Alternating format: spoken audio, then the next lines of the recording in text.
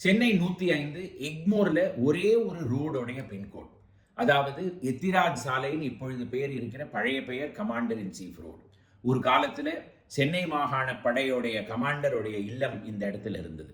அது எங்கே இருந்தது அப்படின்னு பார்த்தோம்னா, அதற்கு பிறகு அது விக்டோரியா ஹோட்டலாக மாறி, அதற்கு பிறகு பிரபல வக்கீல் எத்திராஜோடைய இல்லமாக மாறியது.